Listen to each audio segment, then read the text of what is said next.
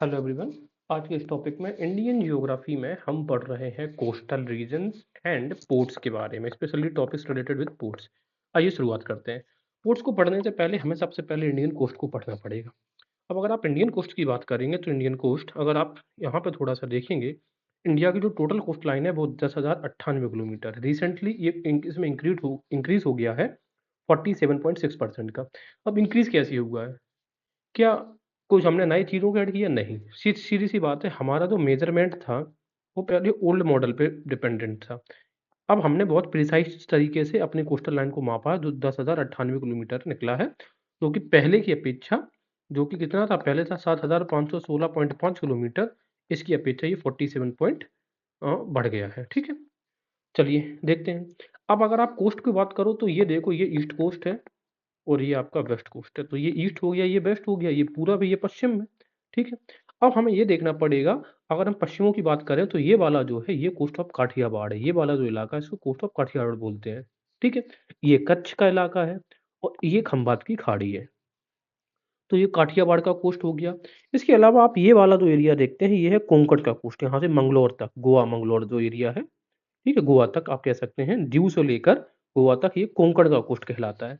इसके अलावा आप ये गोवा से लेकर ये मंगलोर तक जब भी जाओगे तो ये कनाडा कोस्ट, कनाडा और कर्नाटका एक ही बात है।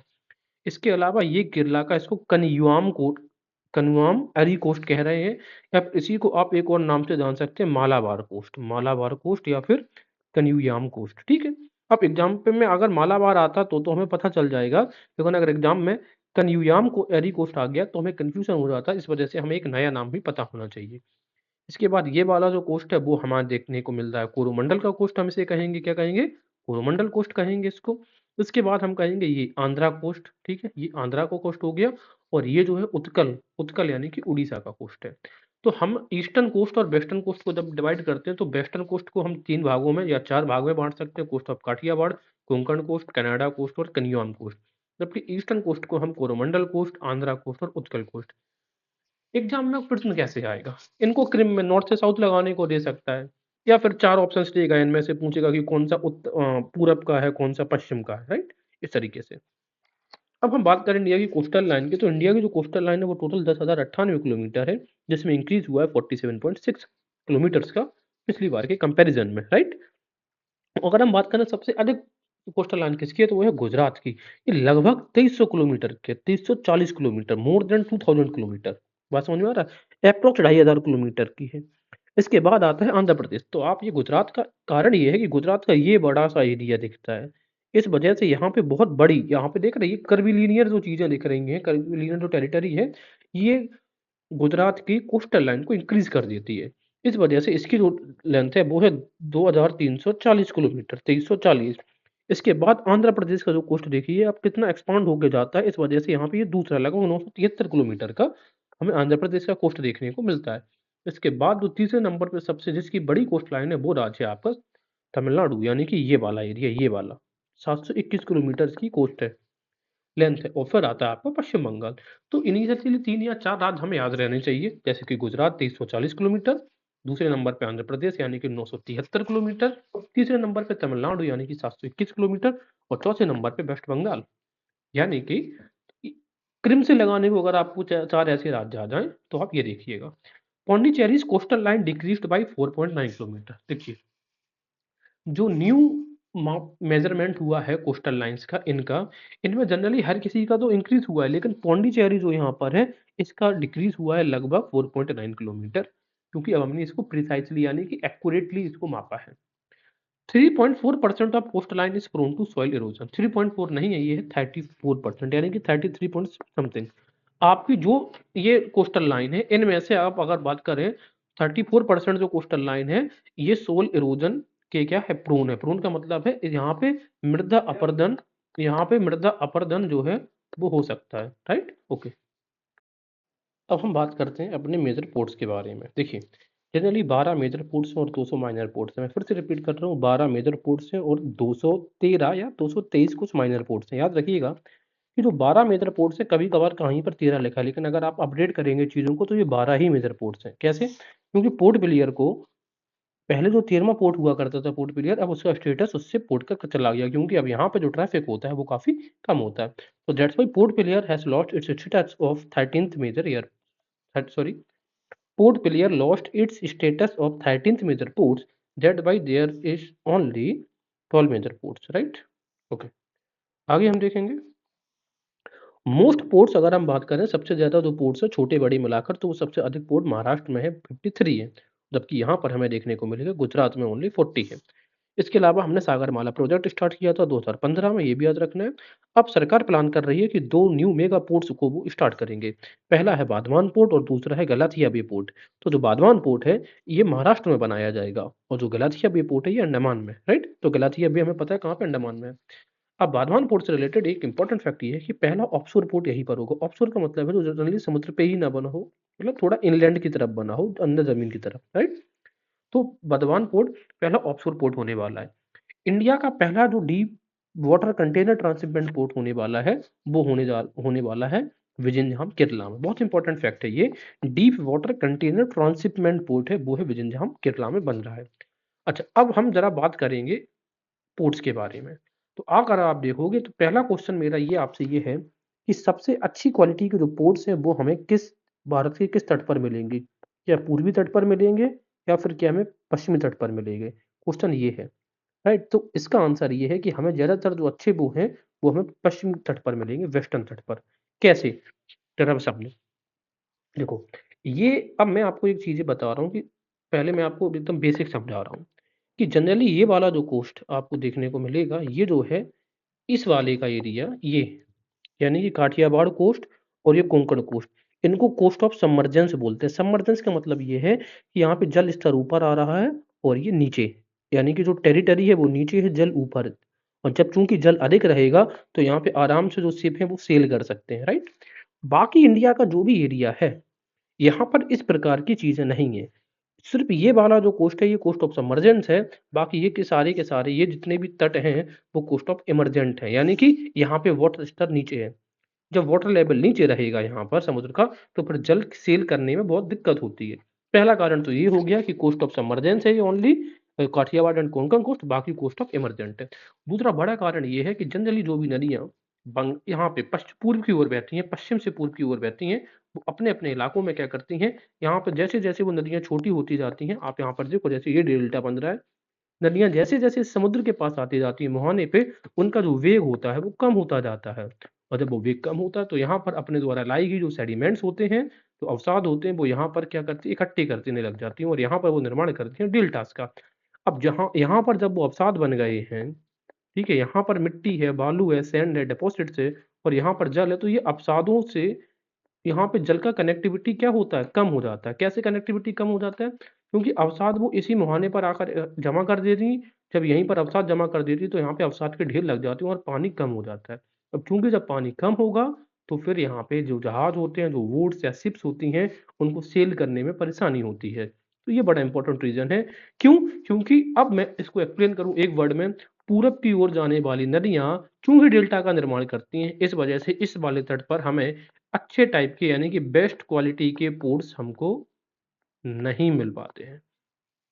जबकि जो नदियाँ जैसे कि नर्मदा यहाँ पर इस एरिया में बहती हैं, यानी कि ये पश्चिमी घाट से निकलकर अरब सागर में गिरती हैं, ये किसी भी डेल्टा का निर्माण ना करके ये एस्चुरी का निर्माण करती हैं।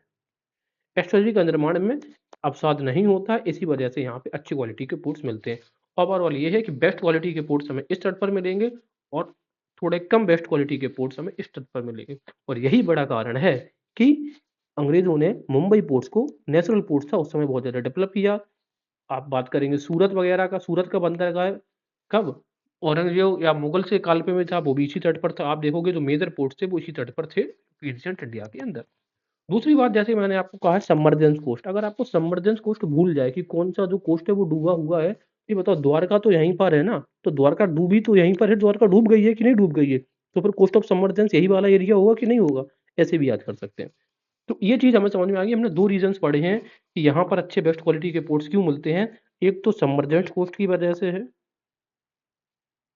और दूसरा यहाँ पे जो नदियाँ बहती हैं वो सिर्फ़ एस्चुरी बनाती हैं और डेल्टा वो नहीं बनाती हैं। तो आपको स्टेटमेंट एंड रीज़न में ये क्वेश्चन पूछा जा सकता है। आइए अब हम आगे बढ़ते हैं मेन टॉपिक्स पर अपने। देखिए सबसे पहला जो पोर्ट पढ़ेंगे वो हम पढ़ेंगे कौन-सा? दीनदयाल पोर्ट को, ठीक है? दीनदयाल पोर्ट। इससे पहले मुंद्रा पोर्ट क्यों नहीं पढ़ते? मुंद्रा पोर्ट ये देख रहे हैं, ये जितने भी ये ब्लू कलर में ये प्राइवेट पोर्ट्स हैं, राइट? तो मुंद्रा पोर्ट्स यहाँ पे ये लार्जेस्ट प्राइवेट पोर्ट है और ये अडानी ग्रुप का पोर्ट है। अडानी कहाँ पे लोकेट करते हैं? गुजरात में। तो अडानियों का है मुंद्रा।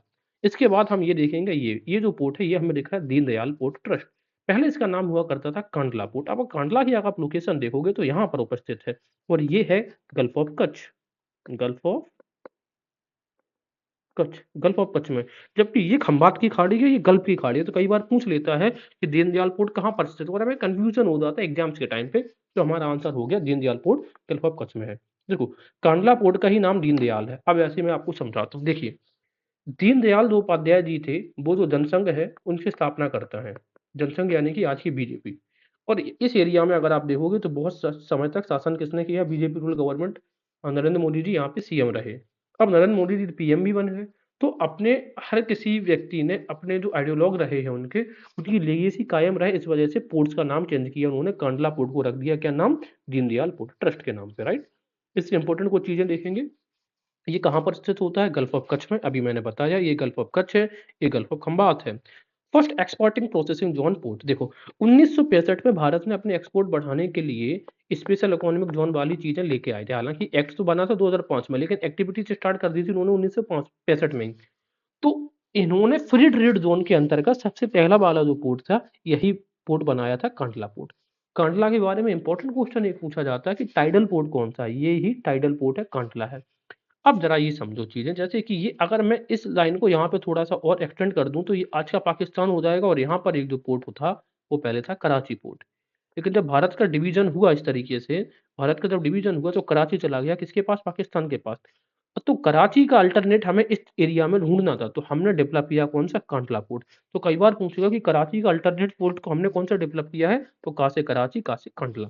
तो इससे इम्पोर्टेंट रिलेटेड जो भी फैक्ट्स थे, वो हमने इसमें कवर कर लिए हैं। तो कांडला पोर्ट हमने डिस्कस किया और मुंद्रा पोर्ट। अब हम बात करेंगे पोरबंदर। तो पोरबंदर देख लो, महात्मा गांधी का जन्म हुआ था यहीं पर। इसके अलावा आता है वेरावल। वेरावल पोर्ट यहाँ पे भी प्राइवेट पोर्ट है, लेकिन वेरावल मैं आपको क्यों बता रहा हूँ, तो वेरावल नाम की जगह यहीं पर सोमनाथ मंदिर एग्जैक्ट लोकेट होता है। तो वेरावल पोर्ट या सोमनाथ टेम्पल।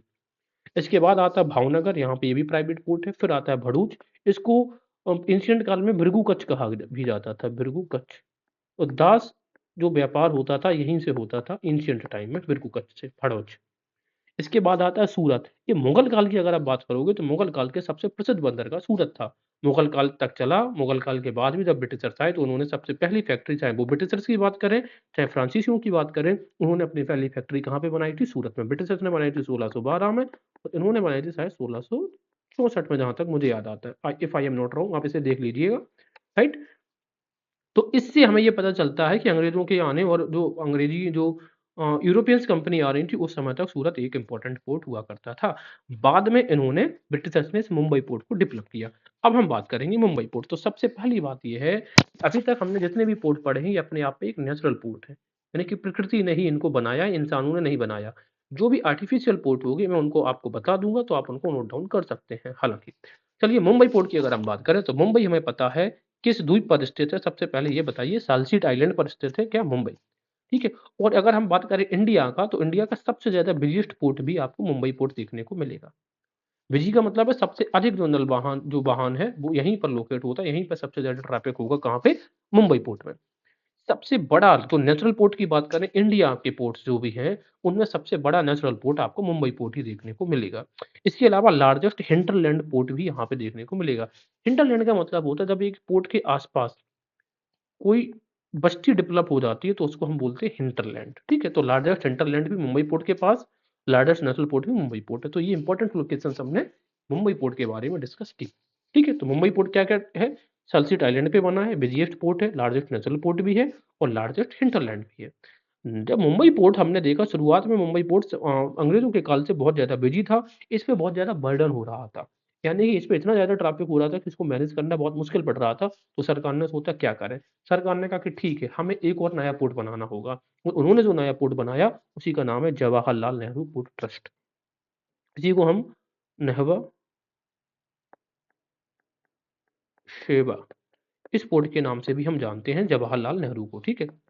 नहवा सेवा, ठीक है? तो पहला क्वेश्चन यही पूछेगा आपको कि मुंबई पोर्ट के बर्डन को रिड्यूस करने के लिए हमने किस पोर्ट को डेवलप किया है? तो आंसर है जवाहरलाल नेहरू पोर्ट ट्रस्ट या फिर नेहवा पोर्ट। अब ये ट्रस्ट बन चुका है, पहले ये नेहवा सेवा के नाम से जाना जाता था। अब इम्पोर्टेंट लोकेशंस क्या देखनी है इसकी, इम्पोर्टेंट जो फैक्ट्स हैं कि नेहवा सेवा पोर्ट के नाम से पहले जाना जाता था, ओके। लार्जेस्ट कंटेनर पोर्ट है। अब बात ये है कि जब मुंबई में सब सारे वाहन आ ही रहे हैं और इतना ज़्यादा बिजी पोर्ट था ही, हमें एक नया पोर्ट बनाना ही था, तो सरकार ने सोचा क्यों ना हम इसको बहुत बड़ा बना दें। तो जवाहरलाल नेहरू पोर्ट ट्रस्ट उन्होंने इतना बड़ा बनाया कि इंडिया में जितने भी पोर्ट हैं जो कंटेनर कंटेनर का मतलब होता है ऐसे डब्बा आप देखते हैं ना बड़े-बड़े, उनको वो किसी भी पोर्ट पर सबसे अधिक कंटेनर इसी पोर्ट पर रखे जा सकते हैं। इसी वजह से इसको largest container port, largest container holding capacity port port कहा जाता है। सबसे अधिक कंटेनर रखने की क्षमता आपको जवाहरलाल नेहरू पोर्ट ट्रस्ट में ही देखने को मिलती है।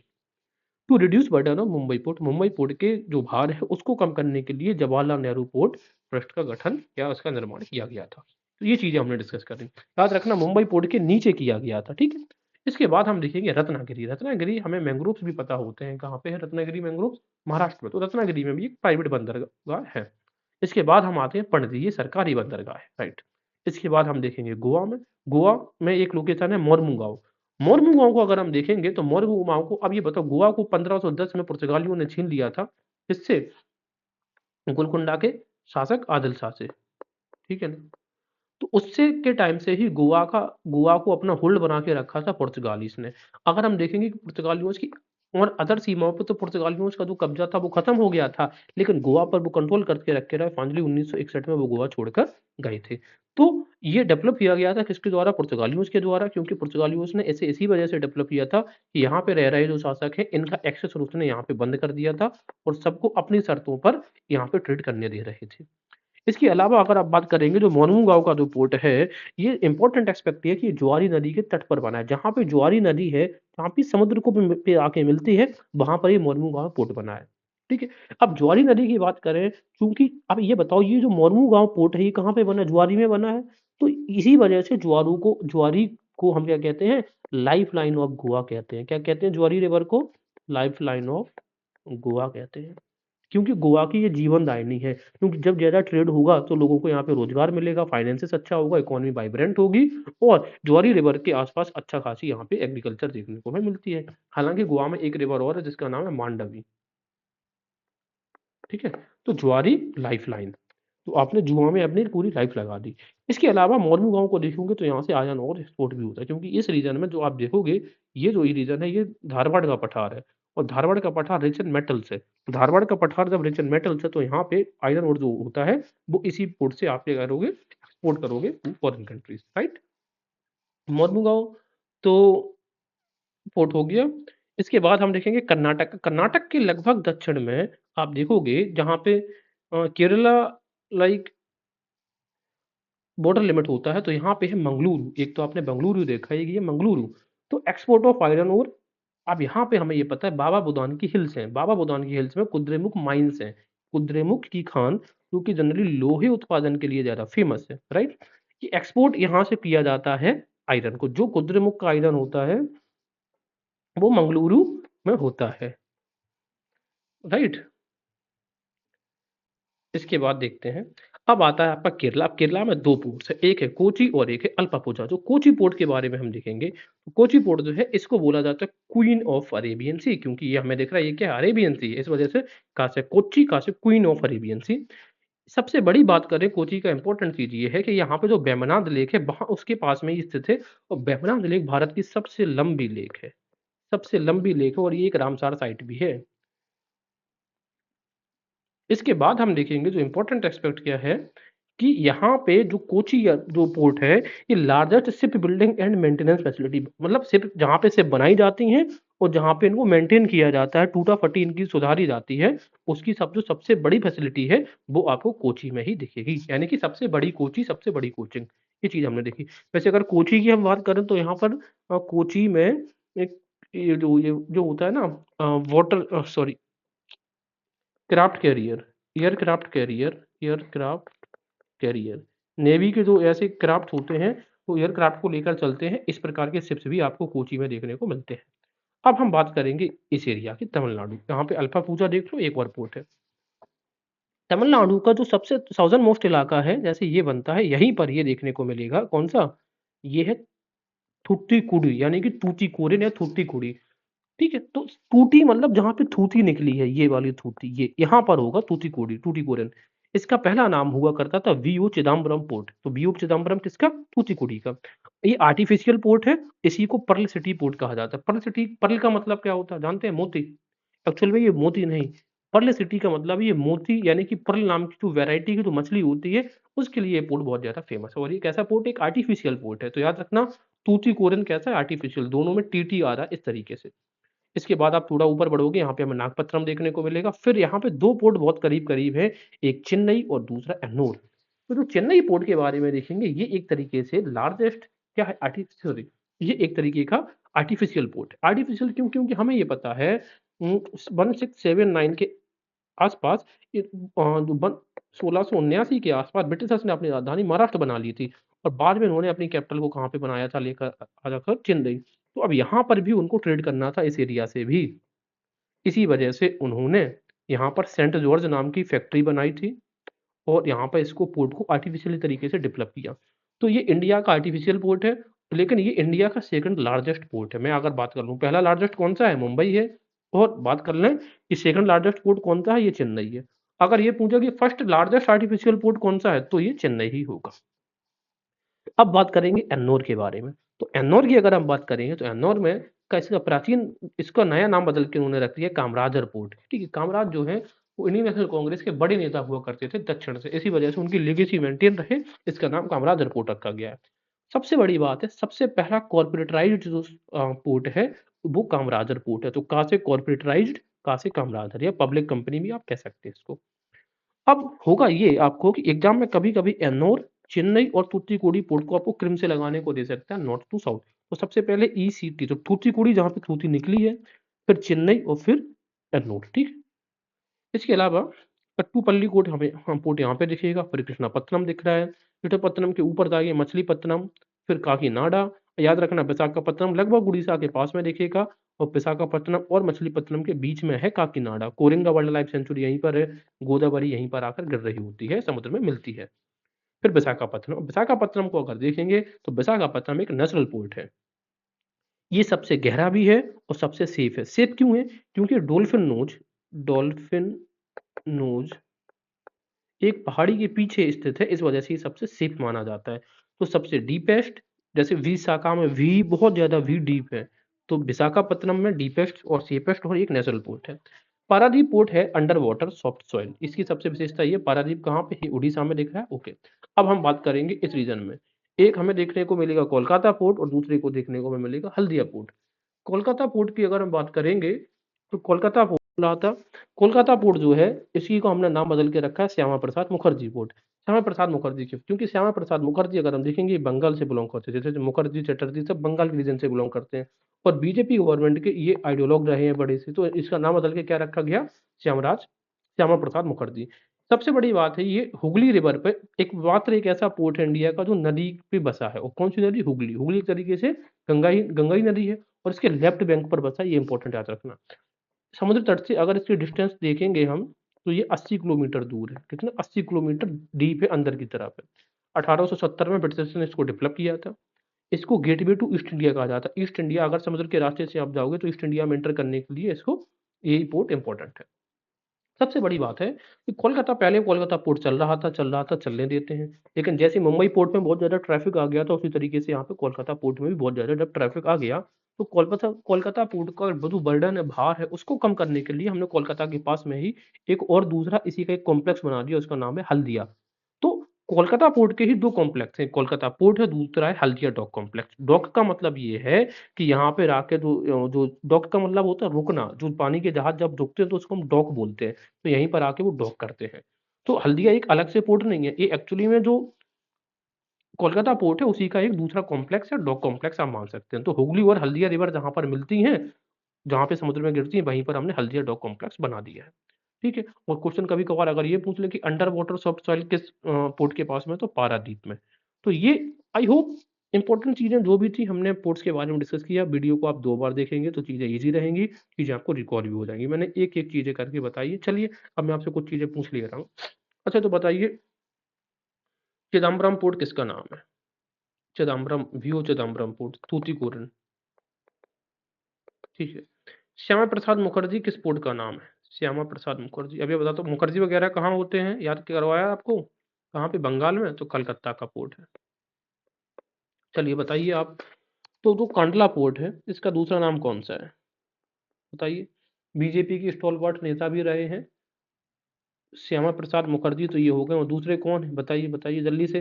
दीनदयाल, राइट। अच्छा तो ये बताइए आप, मुंबई पोर्ट पहले बना था या फिर बना था नेवा सेवा? मुंबई, राइट। सबसे बड़ा नेचुरल पोर्ट कौन-सा है? सबसे बड़ा प्राकृतिक बंदरगाह है। ये भी कौन है? मुंबई है। तो बताइए सबसे बड़ा आर्टिफिशियल बंदरगाह कौन-सा है? याद करो, ब्रिटिशर्स ने बनाया था चेन्नई को, ठीक है। अच्छा तो फिर आप ये बताइए सबसे बड़ा कंटेनर हैंडलिंग पोर्ट कौन-सा है? कंटेनर हैंडलिंग कौन-सा? यही नेवा सेवा वाला है, मुंबई के बाद इसको बनाया गया था इसका बर्डन रिड्यूस करने के लिए। अच्छा तो फिर आप ये बताइए कि पहला कॉर्पोराइज़्ड पोर्ट कौन-सा है? कहाँ से कॉर्पोरेटाइज़ और कहाँ से कामराजर, और कामराजर किसका नाम है बताइए? एन्नोर पोर्ट का दूसरा नाम है कामराजर। चलिए, अब मैं आपको 2 पोर्ट दे रहा हूँ, एक एन्नोर है, एक तूतीकोरिन, एक चेन्नई। इनको आप नॉर्थ से साउथ लगाइए। तो सबसे पहले तो साउथ में अगर देखेंगे तो तूतीकोरिन आ जाएगा, फिर चेन्नई आएगा, फिर एन्नोर आएगा। तो फिर आप मुझे बताओ विशाखापत्तनम और मछलीपत्तनम के बीच में कौन-सा पोर्ट स्थित होता है? कौन-सा? काकीनाडा। तो ये चीज़ हमने इस तरीके से रिवाइज़ भी कर लिया है। आपको वीडियो पसंद आता है तो आप चैनल को शेयर कर सकते हैं, लाइक, सब्सक्राइब जो करना है वो कर सकते हैं, डिसलाइक भी कर सकते हैं।